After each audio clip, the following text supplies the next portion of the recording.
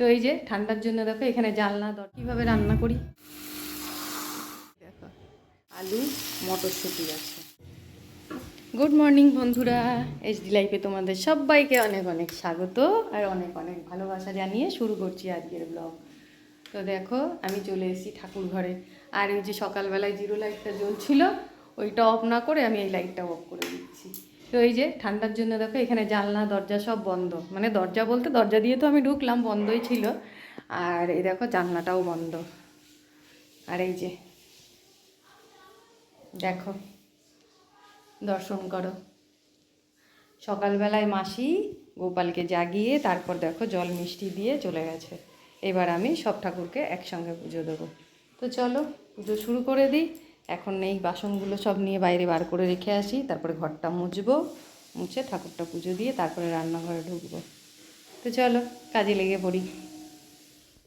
পুজো দিয়ে ঠাকুর ঘর থেকে চলে এসেছি দেখো, আর চলে এসেছি রান্নাঘরে। এসে এই যে ভাত বসিয়েছি, আর এইদিকে দেখো মুসুরির ডাল বসিয়েছি। মুসুরির ডালটা প্রায় সেদ্ধ হয়ে এসছে, আর ডালে কি দেবো এখনও পর্যন্ত ঠিকঠাক করিনি যে কী দিয়ে ডালটা রান্না করব। আর এদিকে দেখো দোকানে গেছিলাম, ঠাকুর ঘর থেকে এসে ভাতটা বসিয়ে দিয়ে ডালটা বসিয়ে দিয়ে চলে গেছিলাম দোকানে ডিম আনতে। ডিম নিয়ে চলে এসেছি, আর আজ জানো তো ডিমটা একটু অন্যরকমভাবে রান্না করব ঠিক করেছি। আজ আর ডিমের মধ্যে আলু দেবো না, আর এই যে পেঁয়াজ পাতাটা দেখতে পাচ্ছ এইটা দিয়ে আজকে ডিমটা রান্না করব। তো বন্ধুরা দেখো সব কেটে কুটে গুছিয়ে নিয়েছি, আর ডিমটা সেদ্ধ করে তারপরে খোসা ছাড়িয়ে ডিমের সাইডগুলো একটু কেটে তারপরে দেখো নুন হলুদ মাখিয়ে রেখে দিয়েছি। আর ডিমটা কি দিয়ে রান্না করব সেগুলোও দেখে নাও। এই দেখো এইখানে যে পেঁয়াজটা দেখতে পাচ্ছ কুচিয়ে রেখেছি, এটা কিন্তু আলাদা করে পেঁয়াজ কুচিয়ে রাখিনি, এমনি পেঁয়াজ। এইটা যে পেঁয়াজের গাছের গোড়ার যে পেঁয়াজগুলো ছিল সেই পেঁয়াজটাই কুচিয়ে রেখে দিয়েছি। আর এই দেখো মশলা করে রেখেছি, মশলার মধ্যে আছে আদা রসুন কাঁচা লঙ্কা আর সামান্য একটু পেঁয়াজ দিয়েছিলাম, এই মশলা করে রেখেছি। আর এইখানে দেখতে পাচ্ছ ওই পেঁয়াজের পাতাগুলো কেটে রেখেছি, আর এই যে ধনে পাতা। আর রান্নাটার কালারটা যেহেতু আজকে একটু অন্যরকম হবে, সেই জন্য কোনো লাল লঙ্কা বা লঙ্কার গুঁড়ো এই রান্নায় আমি ব্যবহার করব না। তো দেখো এখানে পেঁয়াজের পাতাগুলো রেখে দিয়েছি, ধুয়ে ভালো করে পরিষ্কার করে, আর ধনে পাতাটাও রেখে দিয়েছি। এবার এগুলোকে একটা পেস্ট করে নেব। এমনিতেই পেঁয়াজের পাতার ফ্লেভারটা আমার খুব ভালো লাগে, তার সঙ্গে দেখো ধনে পাতাটাও আমি দিয়ে দিয়েছি, দুটো একসঙ্গে মিশে কিন্তু ফ্লেভারটা বেশ দারুণ আসবে।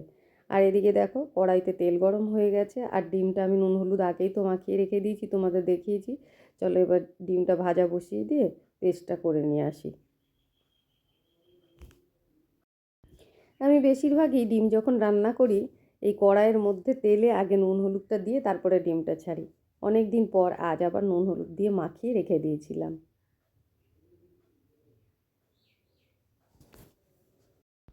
তো বন্ধুরা দেখো ডিম ভালো করে ভাজা হয়ে গেছে, আমি তুলে নিয়েছি। আর ডিমটা দেখো আমি লাল লাল করেই ভেজে নিয়েছি। এবার কড়াইতে যে তেলটা আছে এই তেলটুকুর মধ্যেই আমি রান্না করব। তো এই ডিমটা রান্না বসানোর আগে কিন্তু আমার দুরকম রান্না হয়ে গেছে। এক তো মুসুরির ডালটা সেদ্ধ করছিলাম, তোমাদের দেখালাম, সে ডালটাও আমার রান্না হয়ে গেছে, ফোড়ন দিয়ে নিয়েছি। আর তারপরেও আরেকটা তরকারি রান্না করেছি। অল্প একটু বেতো শাক ছিল, আর একটু পালং শাক ছিল।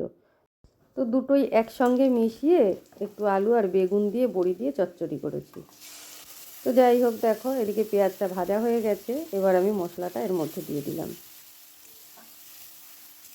এমনিতে আমাদের ঘরে ডিম রান্না করলে কিন্তু অন্য কিছু আর চাই না, তবুও আমি ডাল তরকারিটা আজকে কেন করলাম জানো তো? যেহেতু ডিমটা আজকে একটু অন্যরকমভাবে রান্না হচ্ছে, আর তাছাড়াও রান্নাটা হবে শুকনো শুকনো, একটু ডাল ছাড়া তো চলবেই না, সেই জন্য ডাল তরকারিটা আজকে রান্না করলাম। আর এদিকে দেখো মশলাটা একটুখানি সামান্য কষে এই যে আমি নুন হলুদ দিয়ে দিলাম। আর তোমাদের বললাম আজকে তো রান্নাটা একটু সবুজ সবুজ হবে, সেই জন্য এর মধ্যে কোনো লাল লঙ্কার ব্যবহার আমি করলাম না। তো লবণ হলুদ তো দিয়ে দিলাম, চলো এবার ভালো করে কষিয়ে নিই। মশলাটা দেখো আমার কষানো হয়ে গেছে, জলটা একদম শুকিয়ে গেছে। এবার আমি এর মধ্যে ডিমগুলো দিয়ে দেবো। তোমরা যদি মনে করো এই মশলাটা কষিয়ে তারপরে যে পেস্টটা আমি করে রেখেছি পেঁয়াজ পাতা আর ধনে পাতা দিয়ে, সেই পেস্টটা দিয়ে তারপরে ভালো করে কষিয়ে তারপরে ডিমগুলো দিতে পারো, কেননা রান্না করতে গিয়ে অনেক সময় ডিম নাড়ানাড়ি করতে গিয়ে ভেঙে যায়। আর এইভাবে আগে থেকে ডিমটা দিয়ে দিলে না এর মধ্যে মশলাটা নুন হলুদটা বেশ ভালো ঢোকে, সেই কারণে আমি একটু আগেই দিয়ে একসঙ্গে কষিয়ে নিই। তো মশলাটা আর ডিমটা একসাথে কষিয়ে নিয়েছি, আর ভালো মতন কষাও হয়ে গেছে। এবার আমি এই পেস্টটা দিয়ে দিচ্ছি।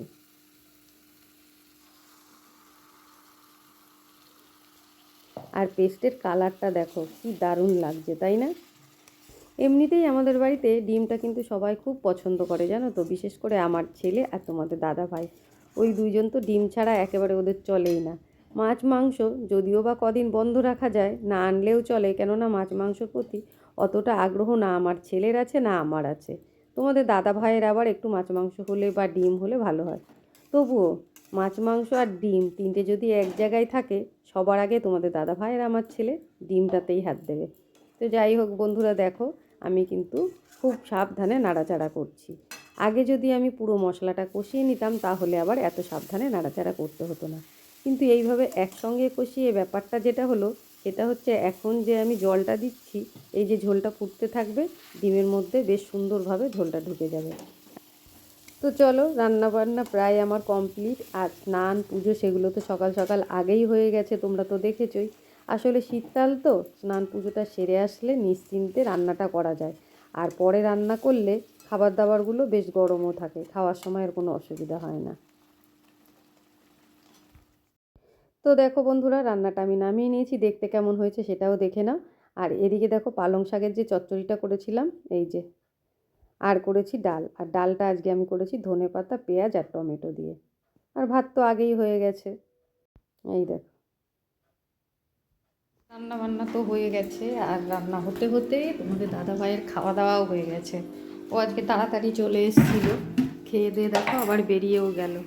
এইবার আমার সব কাজ পড়ে আছে, আস্তে আস্তে সব কাজগুলো সারবো। এই যে খেতে দিতে বসে গেছিলাম, বসে বসে ও যতক্ষণ খেলো ততক্ষণ বসেছিলাম।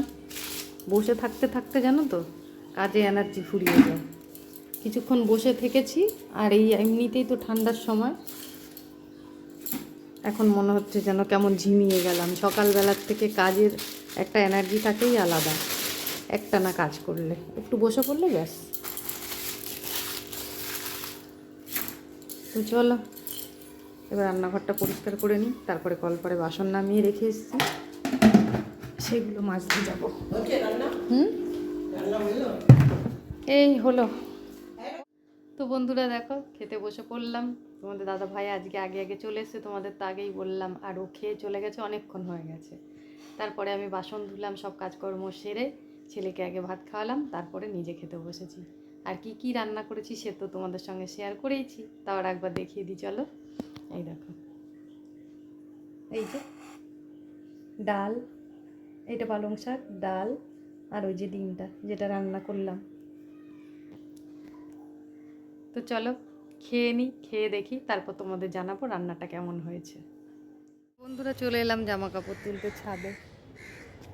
আজকে সারাদিন ভালোই রোদ দিয়েছে, যে কটা জামা কাপড় মেলেছিলাম সব শুকিয়ে গেছে। এই দেখো আরও রয়েছে, ওগুলো তুলে নিয়ে গিয়ে নিচে যাই এখন।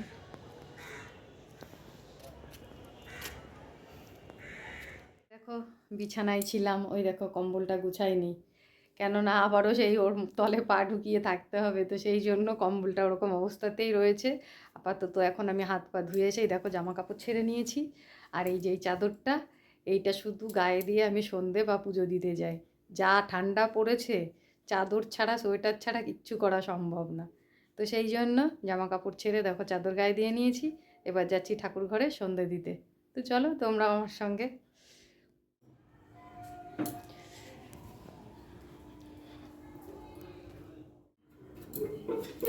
চলে এলাম, দেখো ঠাকুর ঘরে চলে এসেছি। চলে এবার সন্ধেটা দিয়ে নিই। এই যে আসন, আর এখন আমি গঙ্গা জল দিয়ে নেবো। এই বোতলের মধ্যে দেখো গঙ্গা জল আছে, বোতলে ঢালতে হবে। ওই যে ঢপটার মধ্যে বেশি রয়েছে, আর এইটার মধ্যে ঢেলে ঢেলে অল্প অল্প কাজ করি। তো চলো দূরে জলটা দিয়ে আসি, তারপর সন্ধে দেবো। তো বন্ধুরা সন্ধে দিয়ে চলে আসলাম ঘরে। এসে দেখো এই যে চা চা করে নিয়ে চলে এসেছি। আর এই সন্ধ্যের চাটা আমি আর বাবা খাই, তো চাটা বানিয়ে বাবাকে দিয়ে আমারটা আমি নিয়ে চলে এসেছি। আর তার সাথে এই যে দুটো বিস্কুট। তো চলো চাটা খেয়ে নিই। চা খেয়ে তারপরে আবার যেতে হবে রান্নাঘরে, কী কী আছে না আছে দেখতে হবে, তারপরে আবার রান্না বান্না করতে হবে। তো শীতকালে রান্না মানেই তো রুটি, আর রুটির সাথে কী তরকারি করবো না করবো সেই সব চিন্তা ভাবনা। তো চলো চাটা খেয়ে নিই আপাতত। তোমাদের তখন বললাম চা খেয়ে রান্নাঘরে যাবো, দেখি রাত্রেবেলা আবার কি রান্না বান্না করতে হয়। তো আমি চলে এসেছি রান্নাঘরে আর রান্না বসিয়েও দিয়েছি। দেখো